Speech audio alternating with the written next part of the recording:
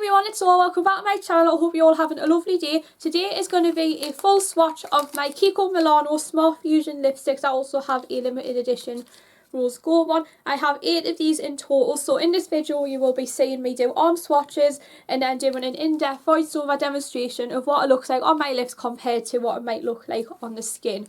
I will also be running all the colour names across the screen so you can see what colours I use. If you would like to see my KIKO Milano collection, then keep on watching this video. Thanks guys! Alright guys, let's begin. So the first colour I'm swatching on my arm is the shade 406 from the KIKO Smart Fusion collection. Now this is a pinky nude, it's just a nice natural colour. It blends in well with my lip and it's the one that I've had for about 2 years now. I love the formulation and the shine on it. It gives it a nice high shine finish. Some of the lipsticks featured in this video will have a more bolder colour payoff, whereas others will be more of a bomb. Love this shade, it's a lovely natural colour, especially if you're starting out in your pinks, and for $6.99 you can't really complain because it is so well priced and one that I would really recommend to you guys if you're just starting out in your first piece of makeup. Since we are on the natural lipstick theme, I'm going to be taking this shade. This was a limited edition one. This was the Blossom Beauty lip crayon in number 3, and if you guys can see on your screen, there is a rose engraved into the lipstick itself, which is a really nice feature as well. On the skin, compared to the first one, it is a little bit more of a browny shade as opposed to 406, which is more of a pinky shade. But if you are looking for a pink brown colour, then this will be definitely the colour for you. High glossy finish, so if you are a fan of glossy lipsticks, I would highly recommend this because it gives you a nice moisturiser and it also gives a really good colour payoff. Very similar to an amplified cream finish from MAC, and also the Rimmel lipsticks as well if you're wanting to achieve a similar look but in a drugstore make.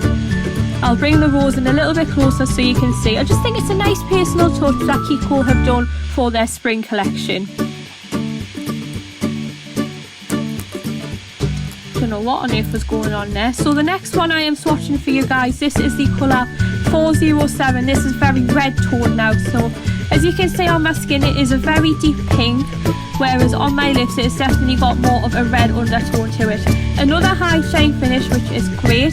I definitely see myself wearing this colour more in autumn winter as opposed to the spring summer, but at the time I was swatching these lipsticks I was doing this way, so I was swapping over my lipsticks to prepare for spring summer and the more subtle, brighter and or pastel colours. So as you can see here, the number 407, it definitely looks like a pink on the sticker, but it is definitely more red toned and can be more burgundy if you are heading towards the autumn or doing gold eyeshadows. Next one I'm doing is a one that you tend to see more in like September, October, and that is shade 429. This is a really nice cranberry colour. It's very similar to Amorous by MAC.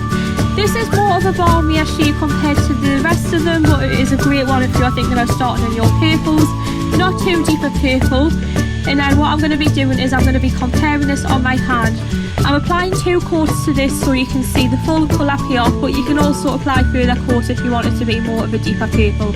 On the back of my hand it is definitely more red toned, whereas on my lips it is a bit more brown toned, but that depends on what colour eyeshadow you wear this with. I mean, I was wearing this with a pinkier colour, so some may look more pink.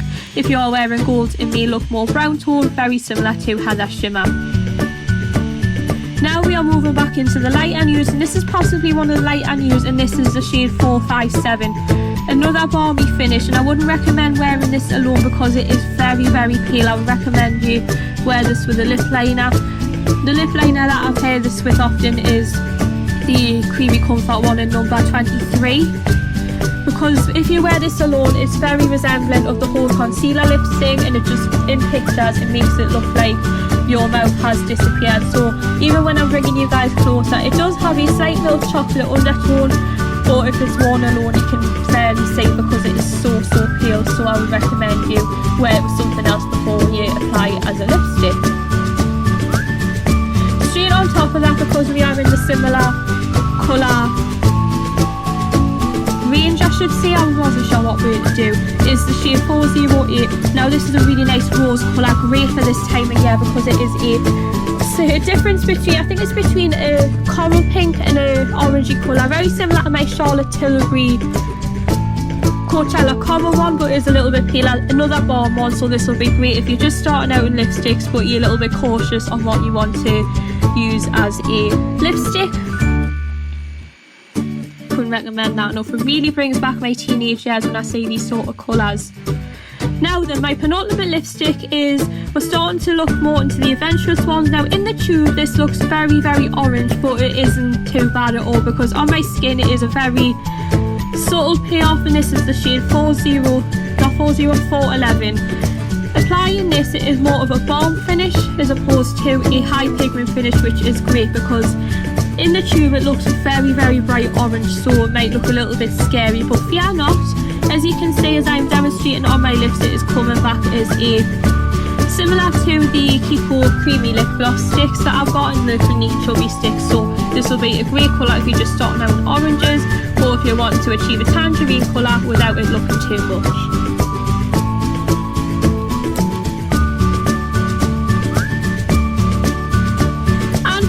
We are going into a new one to my collection, and personally one of my favourites that I will be definitely trying. It is of course 412. This is a higher colour payoff, and it is a satin finish compared to the rest of them, so it's one of those lipsticks where it's not matte, it's not glossy, it's one of those ones in the middle.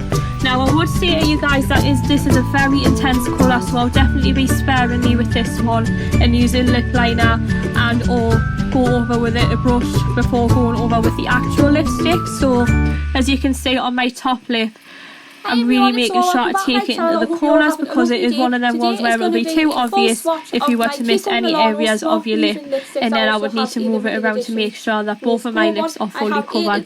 But up close it does have a very subtle shine.